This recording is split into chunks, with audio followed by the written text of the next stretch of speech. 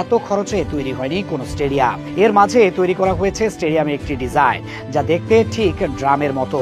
গ্যালারিতে ঢেউ ওঠে আর মুহূর্তেই মনে হয় কংক্রিট আর লোহার কাঠামো নয়, যেন পুরো স্টেডিয়ামটাই শ্বাস নিচ্ছে। দর্শকের গর্জন যখন আকাশ ছোঁয়া, তখন মাঠের 22 জন নয়, খেলাটা যেন খেলছে হাজারো হৃদস্পন্দন। সেই গ্যালারি যদি হয় বিশ্বের সবচেয়ে বড়, তবে সেই আবেগের বিস্ফোরণ কতটা প্রবল হতে পারে কল্পনাই যথেষ্ট।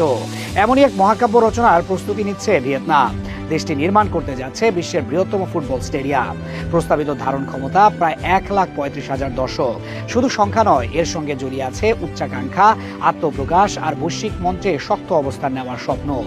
ব্রিটিশ সংবাদ মাধ্যম মেইল অনলাইনের প্রতিবেদন অনুযায়ী গত ডিসেম্বরে হ্যানয় সরকার ট্রং ডং নামের এই বিশাল স্টেডিয়াম নির্মাণে আনুষ্ঠানিক অনুমোদন দিয়েছে।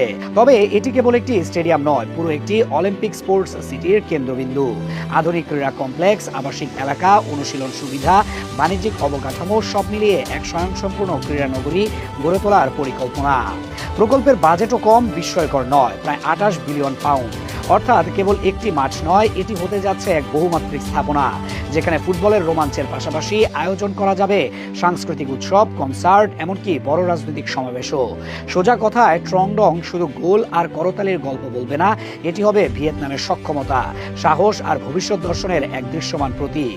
যখন সেই বিশাল গ্যালারিতে একযোগে উঠবে মানুষের ঢেউ, তখন হয়তো ইতিহাসও একটু থমকে দাঁড়াবে। স্টেডিয়ামটি কেবল ইস্পাত সিমেন্টের এক স্থাপনা নয়, এর ভেতরে লুকিয়ে আছে ইতিহাসের ছাপ।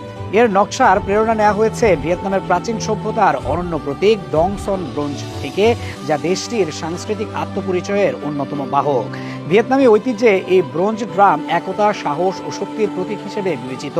সেই প্রতীকী অর্থকে আধুনিক স্থাপত্যে রূপ দিয়েছে স্থপতিরা। হাজার বছরের উত্তরাধিকারকে সমকালীন নকশার ভাষায় প্রকাশ করে স্টেডিয়ামকে এমনভাবে নির্মাণের পরিকল্পনা করা হয়েছে, যাতে এটি শুধু একটি ক্রীড়া ভেন্যু নয়, বরং জাতীয় গর্বের স্মারক হয়ে ওঠে।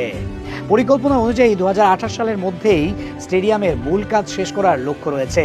তবে পুরো স্পোর্টস সিটি, আবাসন ও পরিবহন ব্যবস্থার উন্নয়ন সহ সব কার্যক্রম সম্পূর্ণ হতে সময় লাগতে পারে 2035 সাল পর্যন্ত। অর্থাৎ এটি শুধু একটি মাঠ নয়, দীর্ঘমেয়াদী এক বৃহৎ নগর প্রকল্প।